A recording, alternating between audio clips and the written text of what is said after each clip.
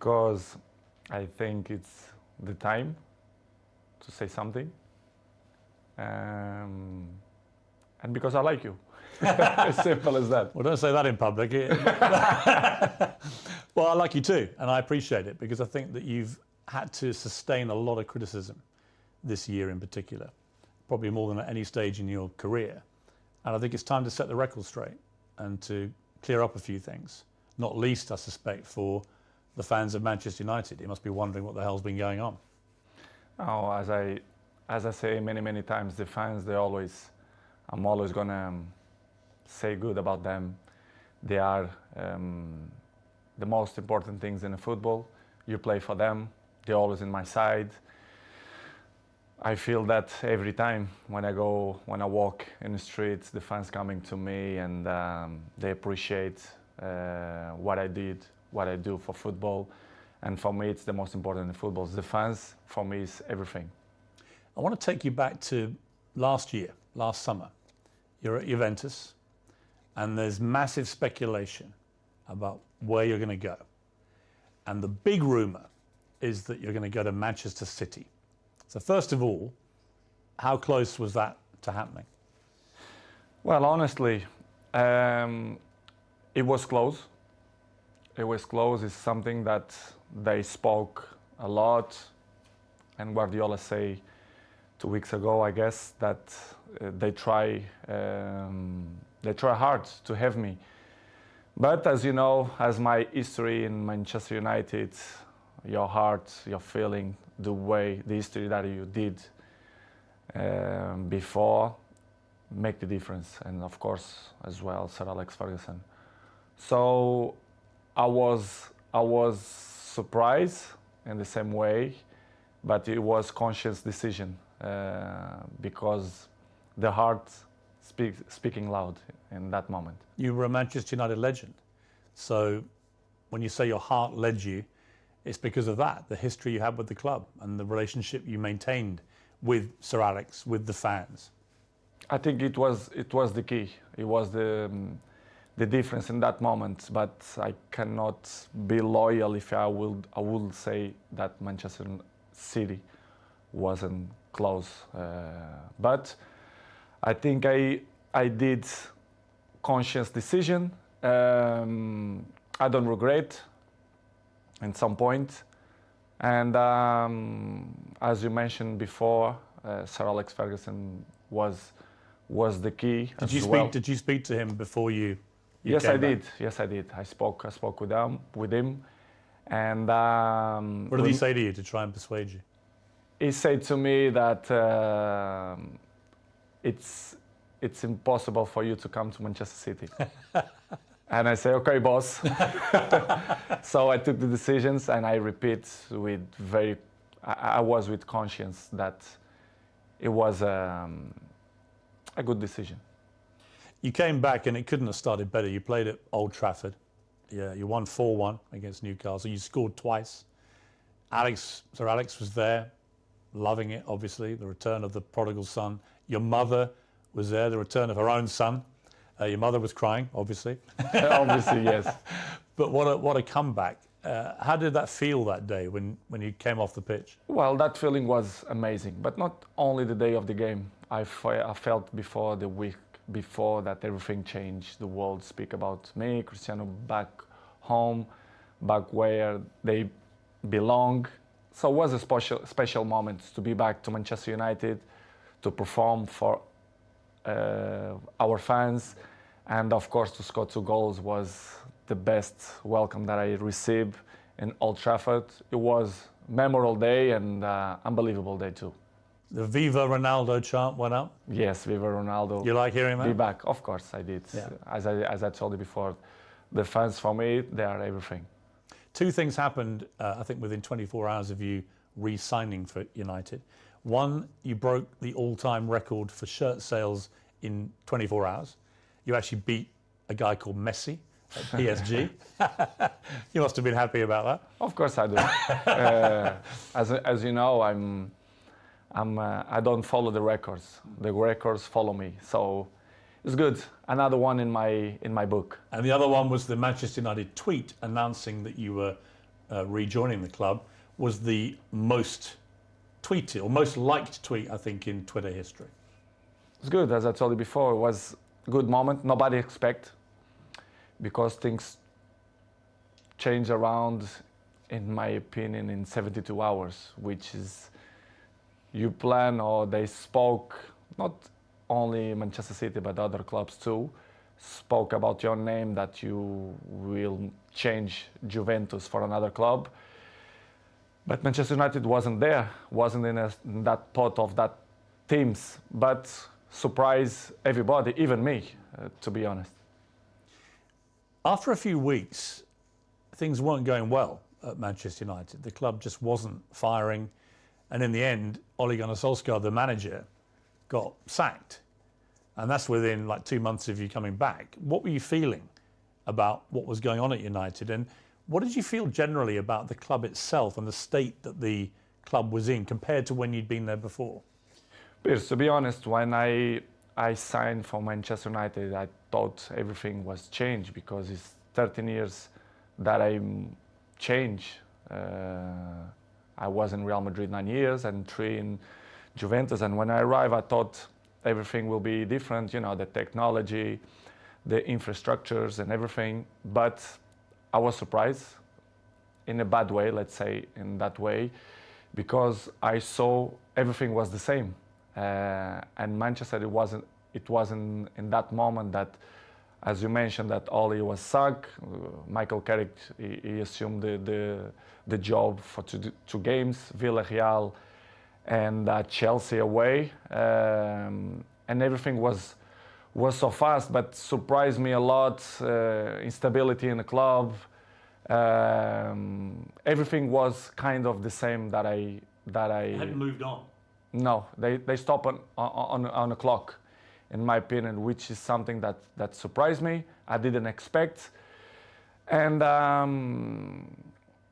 slowly they start to change. Even the windows, the new players, and was tough.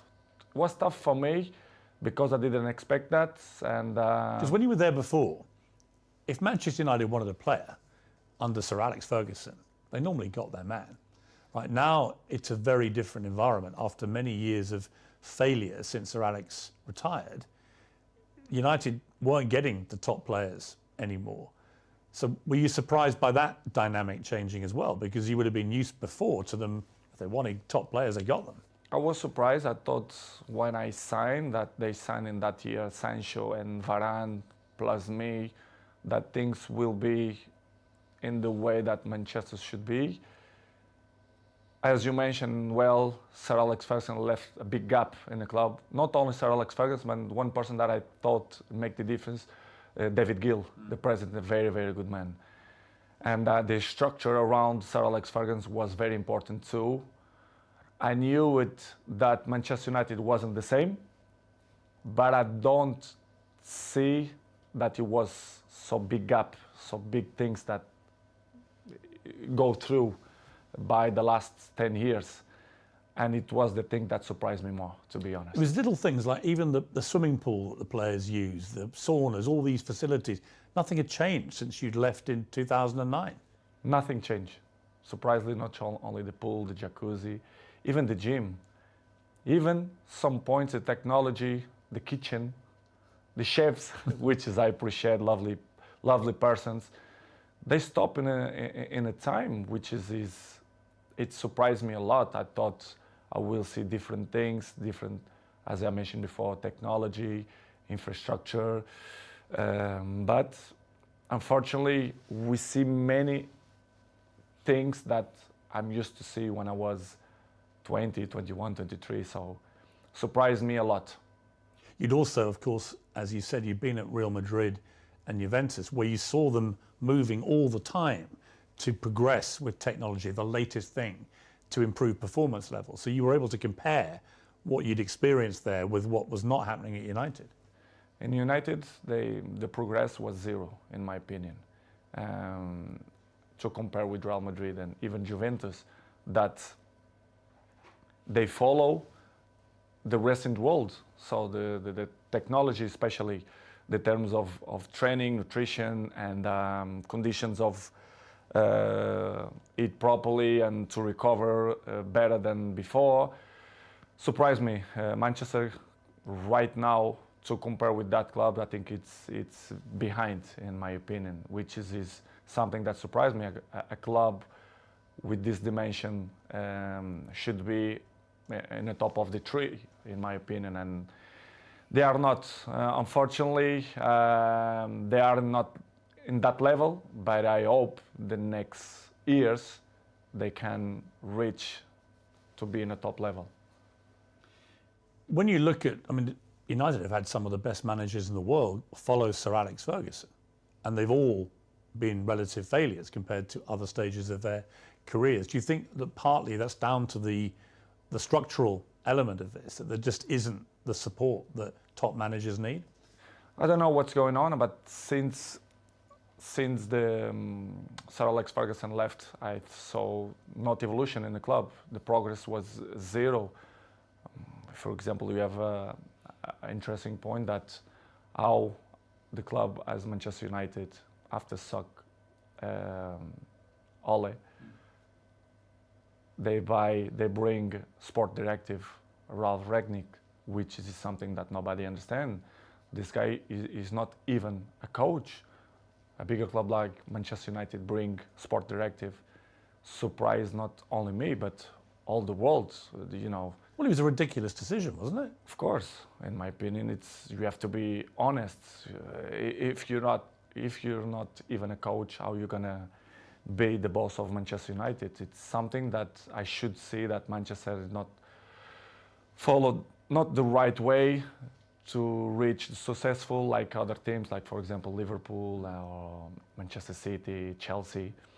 They are one step behind or two because of this kind of mistakes. In my opinion, they should improve and change probably the staff or the people, the directives or presidents. I don't know who is the problem there, but did it show a lack of ambition to you when they replaced Ole Gunnar Solskjaer, who a lot of fans liked, but he obviously wasn't delivering the big titles that United wanted and were used to.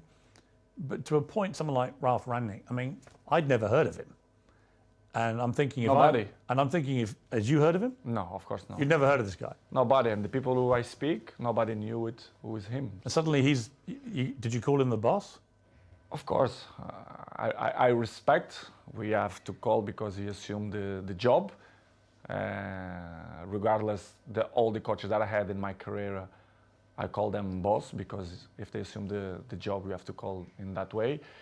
But in the end, deep inside me, I never saw him as a boss because I saw some points that I never agreed, and he stopped in the time as well. Because if you're not being a coach, the next 5 years, you're gonna lost the identity to be a coach. So surprised me a lot. But in the same way, don't surprise me a lot because if you see the structures, they keep it the same. So the coaches didn't surprise me, but it was a tough moment. What was extraordinary was very quickly after Rangnick took over, it started briefing journalists that you weren't pressing enough and that maybe it would be a good idea if you moved on from the club. And I'm like, who is this guy? And why is he saying this to the man who's scoring the goals? To be honest, Piers, it's something that I don't understand. It's the new coaches that coming around, they think they find the last Coca-Cola in the desert, which is I don't understand. The football there invents many years. So, but I respect any coach have a different approach, different opinions, different mentality, but kind of some points that you not agree. So I'm always like that in my life. I'm always been beside the best coaches in the world, Zidane, Ancelotti, Mourinho, Fernando Santos, Allegri. So I had kind of some experience because I learned from them. And when you see some coaches that they're coming, that they want to revolution the football, I not agree. I have my opinion. They agree or they disagree, but it's part of the business because in the end of the day, I'm in a club to win. And with my experience, I want to help, like always. And some coaches that don't accept, and it's part of the job.